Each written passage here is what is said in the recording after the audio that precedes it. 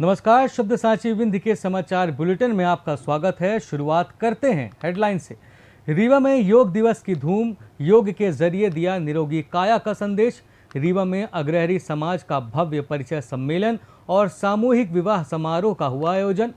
Deputy CM ने JP cement Rewa के कर्मचारियों को नौकरी से न निकालने के दिए निर्देश। रीवा में नीट परीक्षा के दौरान चेकिंग की हद, छात्र की टी शर्ट उतरवाई। रीवा सिरमौर मार्ग पर बस और पिकअप में भीषण टक्कर, बाल बाल बची यात्रियों की जान। अलग अलग सड़क हादसों में घायल 3 लोगों की एसजीएमएच रीवा में मौत। मेडिकल कॉलेज रीवा की नर्सिंग स्टूडेंट ने रील बनाकर कॉलेज पर किया कमेंट, बैठ गई जांच। मैहर में सड़क पर झूल रहे बिजली की तार में फंसे युवक की मौत। सतना में सेंट्रल जीएसटी की बड़ी कार्रवाई, ऑनलाइन गेमिंग फर्मों पर छापा, 300 करोड़ की चोरी का संदेह। सतना में दबंगों ने कुएं के रास्ते में ताला जड़कर रोका पानी, पीड़ित परिवार को जान का खतरा। सीधी में दिव्यांग महिला ने ट्राईसाइकिल के लिए पकड़े विधायक रीति पाठक के पैर। सीधी में दबंगों की आगजनी के विरोध में पीड़ित परिवार का चक्का जाम। सिंगरौली में जमीन विवाद में मामा भांजे का परिवार आमने सामने, दोनों पक्षों पर मामला दर्ज। रीवा में मौसम के बदले मिजाज से उमस बढ़ी, आगामी दिनों में धूल भरी आंधी और बूंदाबांदी के आसार। अब खबरें विस्तार से।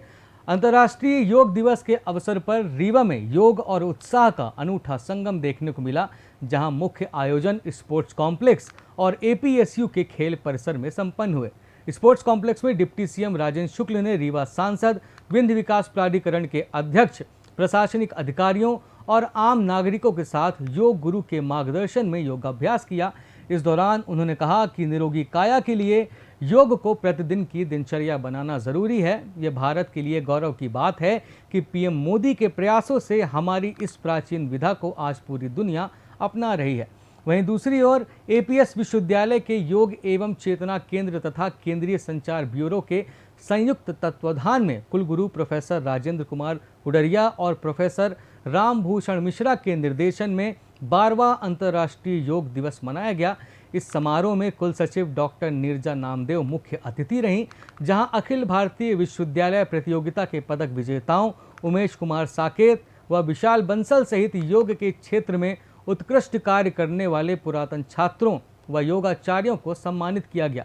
इसके साथ ही आयुर्वेद महाविद्यालय रीवा में भी योगासन का सामूहिक अभ्यास किया गया, जिसके बाद छात्र छात्राओं द्वारा योग के महत्व पर आधारित प्रस्तुति दी गई। प्राचार्य डॉक्टर दीपक कुलश्रेष्ठ ने निरोगी काया के लिए दैनिक जीवन में आयुर्वेद और योग के समन्वय पर विशेष जोर दिया। अंतर्राष्ट्रीय योग दिवस के अवसर पर सारी दुनिया योग कर रही है और ये हम सब के लिए गर्व की बात है कि योग जो हमारे विधा है, जो महर्षि पतंजलि जी ने मानवता को दी, उसको बाबा रामदेव जी ने राष्ट्रव्यापी बनाया था और मोदी जी ने उसको विश्वव्यापी बना दिया है। और दुनिया इस बात को समझ रही है कि यदि मानसिक और शारीरिक रूप से स्वस्थ करना है तो योग और प्राणायाम और ध्यान को अपने जीवन का अंग बनाना पड़ेगा। और आज हम देख रहे हैं कि सारी दुनिया भारत के आह्वान पर योग कर रही है। रीवा शहर के कृष्णा राज कपूर ऑडिटोरियम में रविवार को अग्रहरी समाज का युवक युवती परिचय सम्मेलन एवं भव्य सामूहिक विवाह समारोह आयोजित किया गया। इस कार्यक्रम में बड़ी संख्या में समाज के लोग शामिल हुए। मंच से युवाओं ने अपना परिचय देकर जीवन साथी को लेकर अपनी प्राथमिकताएं साझा की, जिसके बाद परिवारजनों की आपसी सहमति से कई जोड़े परिणय सूत्र में बंधे। समाज के पदाधिकारियों ने बताया कि इस आयोजन का मुख्य उद्देश्य विवाह की बढ़ती फिजूल खर्ची और आर्थिक बोझ को कम कर युवाओं को एक साझा मंच प्रदान करना है, जिससे सामाजिक समरसता, एकता और भाईचारे को बढ़ावा मिल सके। और सुबह से हम लोग इसी प्रयास में हैं कि हर अच्छे से अच्छा हम लोग कोशिश कर रहे हैं कि जोड़े अच्छे, मतलब जो एक अपना वो बना करके आप उन लोग को अलग से एक रूम दिया गया है, एक दूसरे को समझ सके, एक दूसरे को जान सके। कल का ये ना हो कि हाँ जोड़े कहीं सही है या नहीं है।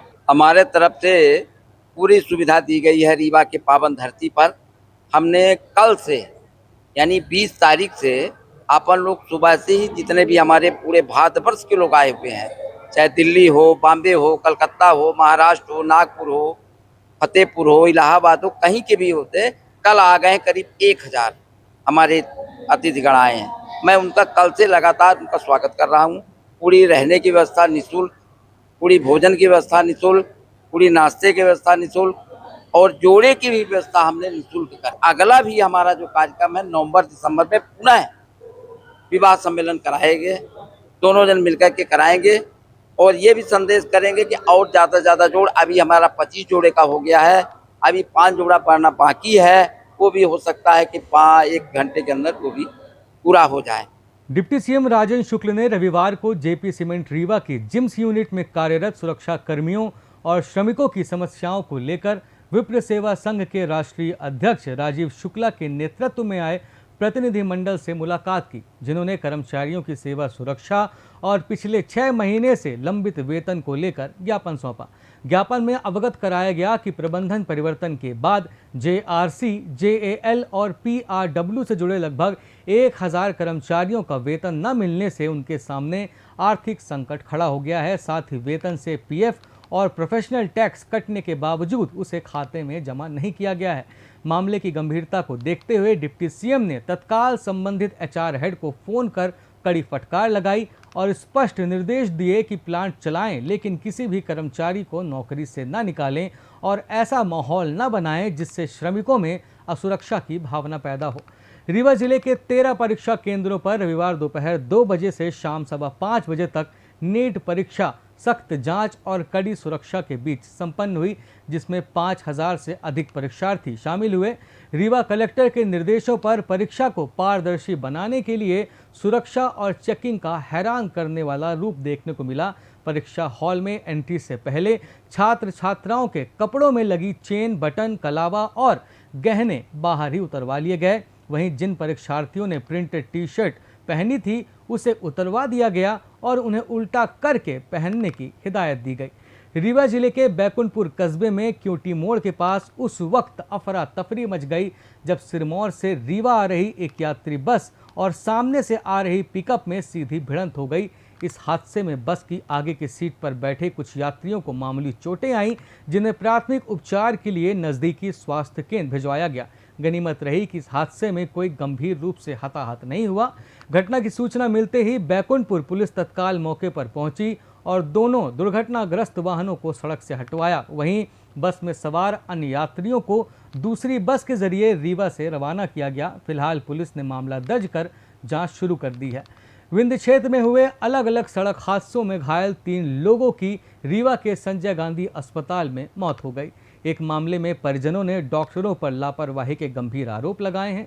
पहला हादसा सतना के रामपुर बागिलान अंतर्गत देवमऊ गांव में रविवार सुबह करीब 9 बजे हुआ, जहां सब्जी लेने निकली 56 वर्षीय राजकली सिंह को एक बाइक ने टक्कर मार दी। उन्हें बेहोशी की हालत में अस्पताल लाया गया, जहां डॉक्टरों ने उन्हें मृत घोषित कर दिया। दूसरा हादसा मैहर के ताला क्षेत्र में सुबह 6 बजे हुआ, जहां 2 बाइकों की आमने सामने की टक्कर में गंभीर रूप से घायल 38 वर्षीय अनिल पटेल को संजय गांधी अस्पताल लाया गया, जहां डॉक्टरों ने उन्हें मृत घोषित कर दिया। वहीं तीसरा मामला रीवा के समान थाना क्षेत्र का है, जहां 14 जून को रतहरा तालाब के पास बाइक स्कूटी की भिड़ंत में घायल नेहरू नगर निवासी 33 वर्षीय जसपाल राणा ने शनिवार देर रात दम तोड़ दिया। उनकी मौत पर परिजनों ने आरोप लगाया कि नाजुक हालत के बावजूद उन्हें निजी नर्सिंग होम में रेफर कर इलाज में देरी कर दी गई। फिलहाल पुलिस ने सभी मामलों में मर्ग कायम कर जांच शुरू कर दी है। रीवा के श्याम शाह मेडिकल कॉलेज परिसर में संचालित नर्सिंग कॉलेज की एक छात्रा द्वारा इंस्टाग्राम पर कॉलेज को लेकर की गई टिप्पणी सोशल मीडिया पर तेजी से वायरल हो रही है, जिसे अस्पताल प्रबंधन ने गंभीरता से ले लिया है। अधीक्षक डॉक्टर राहुल मिश्रा ने पूरे मामले की जांच के आदेश दे दिए हैं। इस संबंध में डॉक्टर मिश्रा का कहना है कि शासकीय संस्थान के बारे में इस तरह की विवादित पोस्ट शेयर करने से संस्थान की प्रतिष्ठा धूमिल होती है, जो कि शासन की गाइडलाइन से पूरी तरह खिलाफ है। हालांकि छात्रा द्वारा यह रील बनाने के उद्देश्य का अब तक खुलासा नहीं हो पाया है, लेकिन प्रबंधन ने स्पष्ट किया है कि वीडियो की जांच के बाद यदि छात्रा की गलती पाई जाती है तो उसके खिलाफ सख्त कार्रवाई की जाएगी। मैहर जिले के विदुई खुर्द में रविवार तड़के एक दर्दनाक हादसे में 35 वर्षीय युवक अनिल कुमार पटेल की मौत हो गई। जानकारी के अनुसार अनिल सुबह करीब 5:30 बजे अपनी पत्नी और भतीजे के साथ बाइक से रामगढ़ मंदिर जा रहे थे, तभी सड़क पर झूल रहा बिजली का तार उनके गले में फंस गया, जिससे गंभीर चोट आने के कारण अत्यधिक खून बहने लगा। परिजनों और स्थानीय लोगों की मदद से उन्हें तुरंत रीवा के संजय गांधी अस्पताल ले जाया गया, जहां डॉक्टरों ने उन्हें मृत घोषित कर दिया। हालांकि हादसे में उनकी पत्नी और भतीजा बाल बाल बच गए। पुलिस ने मामला दर्ज कर जांच शुरू कर दी है। सेंट्रल जीएसटी जबलपुर की एंटी एविएशन ब्यूरो ने शनिवार देर रात सतना के पुष्करणी पार्क स्थित एक कॉलोनी में संचालित ऑनलाइन गेमिंग फर्मों पर गोपनीय ढंग से रेड मारी, जिसकी भनक स्थानीय कार्यालय तक को भी नहीं लगी। इस बड़ी कार्रवाई के दौरान एक ही एड्रेस से संचालित होने वाली 3 फर्मों गायजेक प्राइवेट लिमिटेड, खेल ब्रो प्राइवेट लिमिटेड और स्किल ब्रो प्राइवेट लिमिटेड की जांच की गई। इन प्लेटफॉर्म के जरिए बड़े पैमाने पर किए गए वित्तीय लेन देन में प्रारंभिक तौर पर लगभग 300 करोड़ रुपए की जीएसटी चोरी का अनुमान लगाया गया, जिसके तहत टीम ने फर्म संचालक से 1 करोड़ रुपए जमा भी करवाए हैं। फिलहाल जबलपुर से आई टीम ने जीएसटी अधिनियम की धारा 67 के तहत कारोबारी से जुड़े सभी दस्तावेजों को जब्त कर लिया है। सतना शहर के बिरला रोड स्थित वार्ड नंबर 20 में पानी के विवाद को लेकर एक गंभीर मामला सामने आया है, जहां कन्हैया टेंट हाउस के सामने रहने वाली बुजुर्ग महिला रमा गुप्ता और उनके परिवार का पेयजल संकट के कारण जीना मुहाल हो गया है। पीड़ित पक्ष का आरोप है कि वे करीब 36 वर्षों से मकान नंबर 1 में रह रहे हैं और परिसर स्थित कुएं से ही उनके पूरे परिवार को पानी मिलता है, जिसके लिए उन्होंने वहां पंप और पाइप भी लगाया है। आरोप है कि पड़ोस में रहने वाले जयप्रकाश गुप्ता और रीतू गुप्ता ने जबरन बल प्रयोग करते हुए कुएं तक जाने वाले रास्ते में ताला लगा दिया है, जिससे पीड़ित परिवार का मार्ग पूरी तरह से बंद हो गया है। साथ ही परिसर में लगे पानी के पंप को भी क्षतिग्रस्त कर दिया गया है, जिससे गंभीर जल संकट खड़ा हो गया है। पीड़ित ने नगर निगम आयुक्त, थाना प्रभारी कुलगवा और पुलिस अधीक्षक को शिकायती पत्र सौंपकर अवरुद्ध मार्ग को तत्काल खुलवाने और जल आपूर्ति बहाल कराने की गुहार लगाई है। सीधी विधायक रीति पाठक का एक वीडियो सामने आया है, जहां एक दिव्यांग आदिवासी महिला उनके पैर पकड़कर मदद की गुहार लगा रही है। इस तस्वीर ने एक बार फिर बता दिया है कि सरकारी फाइलों में योजनाएं दौड़ती हैं, लेकिन जमीन पर दिव्यांग आज भी रेंगने को मजबूर हैं। जिस महिला को वर्षों पहले ट्राई साइकिल मिल जानी चाहिए थी, उसे अपना हक मांगने के लिए विधायक के चरण पकड़ने पड़ गए। जब उस लाचार महिला ने विधायक के पैर पकड़े तो विधायक ने कहा कि अरे छोड़ो मेरा पैर, नहीं तो मैं गिर जाऊंगी। मामला सीधी जिले के सिमरिया स्थित सामुदायिक स्वास्थ्य केंद्र का है, जहां विश्व सिकल सेल दिवस पर हेल्थ कैंप का समापन चल रहा था। महिला ने आरोप लगाया कि गोपद बनास एसडीएम राकेश शुक्ला सहित कई अधिकारियों से उसने मदद की गुहार लगाई, मगर आश्वासन के अलावा कुछ नहीं मिला। कार्यक्रम में मौजूद लोगों के अनुसार विधायक ने महिला की फरियाद सुनकर माथा पकड़ लिया और कहा, मोर बप्पा रे, अब तक इनका रिक्शा नहीं मिला। विधायक की प्रतिक्रिया के बावजूद एसडीएम ने ना तो कोई जवाब दिया, ना ही महिला की ओर देखा। इसके बाद विधायक ने मौजूद भाजपा कार्यकर्ता को महिला का नाम और पता नोट करने के निर्देश दिए। लेकिन असली सवाल ये है कि अगर जनता को अपने अधिकार के लिए जनप्रतिनिधियों के पैर पकड़ने पड़ेंगे, तो फिर सरकारी तंत्र आखिर किस काम का है। सीधी जिले के मड़वास थाना क्षेत्र अंतर्गत ग्राम जोगी पहाड़ी गांव में रविवार सुबह करीब 6 बजे दबंगों द्वारा एक घर में घुसकर मारपीट और आगजनी करने का मामला सामने आया है। पीड़ित सुदर्शन साकेत का आरोप है कि गांव के ही सूर्यभान साकेत ने अपने साथियों के साथ मिलकर पहले घर की महिलाओं से गाली गलौच व मारपीट की, फिर घर में आग लगा दी, जिससे पूरी गृहस्थी जलकर खाक हो गई। पुलिस और दमकल कर्मियों ने मौके पर पहुंचकर आग पर काबू तो पाया, लेकिन पुलिस की ढीली कार्रवाई से नाराज होकर पीड़ित परिवार ने दोपहर 12 बजे बची कुची गृहस्थी जैसे चारपाई और बर्तन सड़क पर रखकर चक्का जाम कर दिया। करीब 2 घंटे तक चले इस प्रदर्शन के कारण सड़क के दोनों ओर वाहनों की लंबी कतारें लग गईं, जिसके बाद मौके पर पहुंचे मड़वास थाना प्रभारी ने जांच और आरोपियों की जल्द गिरफ्तारी का भरोसा दिलाकर चक्का जाम खुलवाया। सिंगरौली जिले के कुकराव गांव में रविवार को लगभग 2 एकड़ जमीन के पुराने विवाद को लेकर मामा गजेंद्र गुप्ता और उनके भांजे संजय गुप्ता के परिवार आपस में भिड़ गए। बातचीत से शुरू हुई कहा सुनी देखते ही देखते धक्का मुक्की में बदल गई, जिसके बाद दोनों पक्षों के लोगों ने एक दूसरे पर हमला भी कर दिया। घटना की सूचना मिलते ही पुलिस ने मौके पर पहुंचकर स्थिति को नियंत्रित किया। बात मौसम की करें तो मौसम विभाग के अनुसार रीवा संभाग में आगामी 24 से 48 घंटों तक आंशिक रूप से बादल छाए रहने की संभावना है।